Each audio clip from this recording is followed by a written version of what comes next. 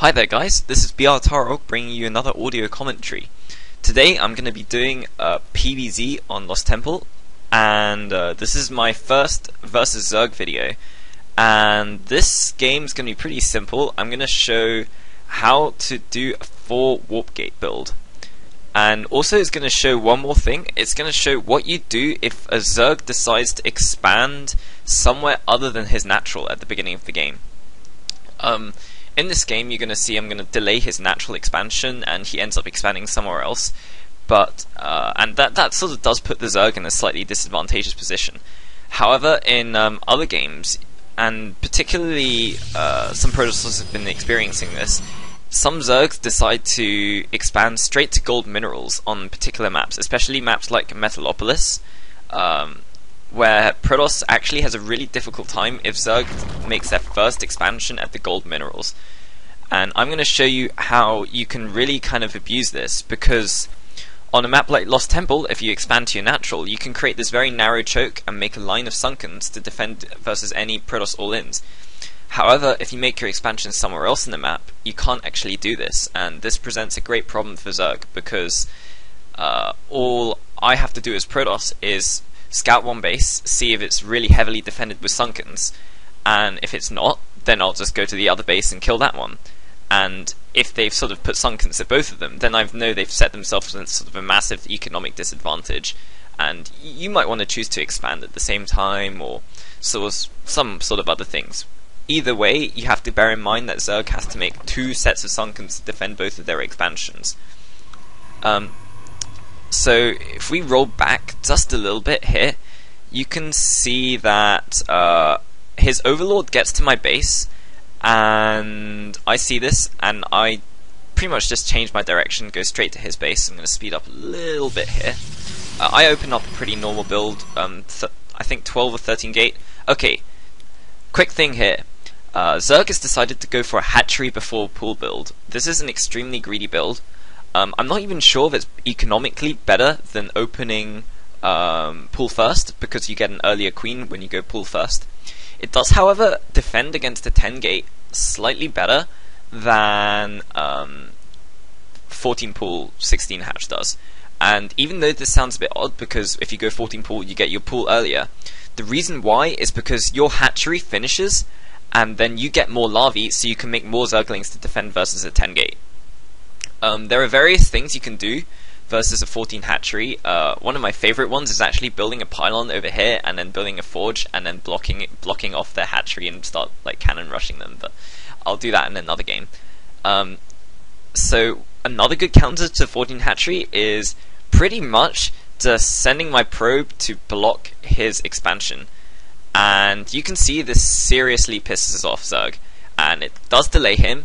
So he sort of makes the spawning pool slightly earlier, and it's not, even though it seems like a really bad thing for Zerg, it's not that bad. If you see, he gets his spawning pool on like 14, 15, and he has maybe 200-ish extra minerals. I see the spawning pool, and because I see this, I just cancel my pylon, because I know he's not going to expand just yet. And if he does go to expand, I'll just follow his drone again. Or, you know, I'll just let him get an expansion or something. I mean, you're not always going to be able to block his expansion, so it's not something you should completely rely on. In a future game, I'll do a video showing how to 10 gate versus a 14 pool 16 hatch or a 13 pool 15 hatch, depending on the build order.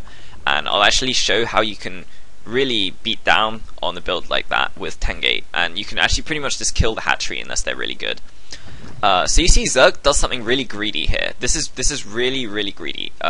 This is getting his expansion at somewhere else other than his natural. And if this were a map like Metalopolis, this would be the rich minerals. So, like, you can't let Zerg get away with this. If Zerg gets away with this on a map like Metalopolis, he gets the rich minerals, you're pretty much just going to lose the game. You're going to be massively economically behind. So what I do is, I do this cute little thing here. I hide my probe in the corner of his base, and that way, he'll come here with his Zerglings. I remember his pool is late, so, you know, his Zerglings won't be that early to come kill my probe. So I hide my probe here, and I can use this to scout this area later. I actually kind of reckon, since I didn't see him put up a Roach Warren, I didn't see him sort of do anything like that, that means I reckon that he's actually gone for some kind of 2-base build, but I can't see his second hatchery. And that means I reckon he's done something cheesy, like putting a hatchery over here and being sneaky. So you see here I get this free scout. I see that he's getting Zergling speed. Okay, I'm gonna pause for a sec here. Some protosses don't see this. Zergling speed is like these little teeth on the edge of the spawning pool. They sort of wave in and out, and there's kind of like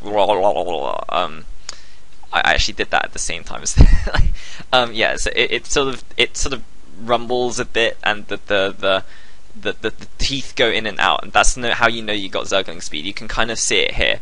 That Zergling speed researching.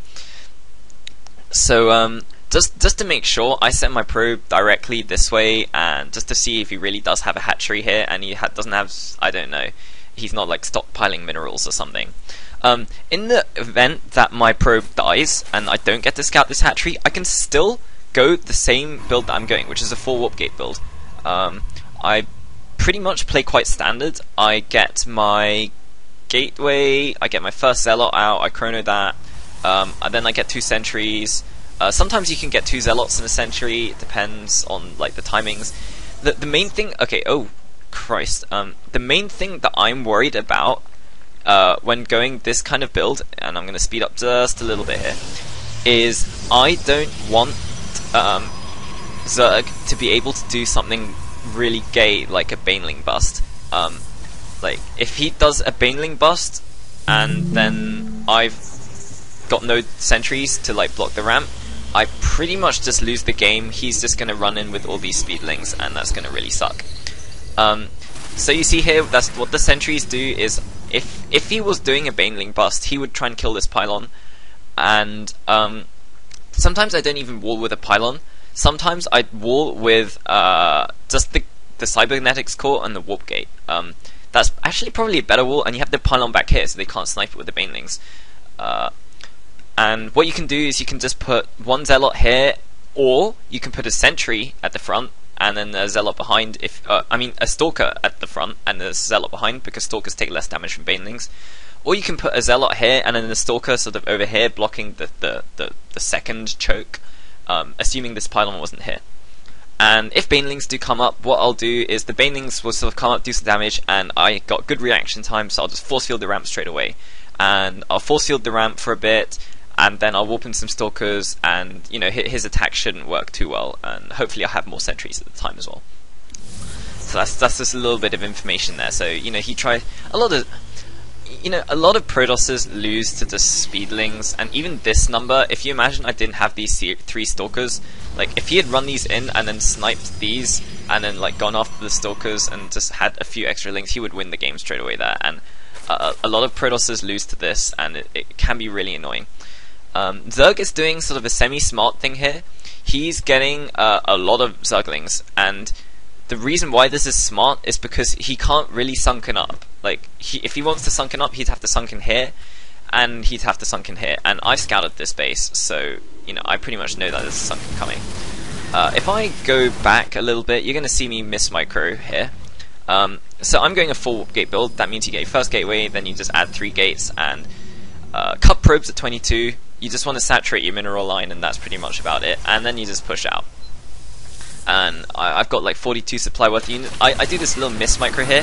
What I try to do is I try to trap all of these Zerglings and see if I can just get a bunch of free Zergling kills and win the game. As it happens, I couldn't, and I just wasted a bunch of force fields. As you can see, my force field placement was terrible. And here's another key thing. I know he's going really Zergling heavy, so I only get 3 stalkers.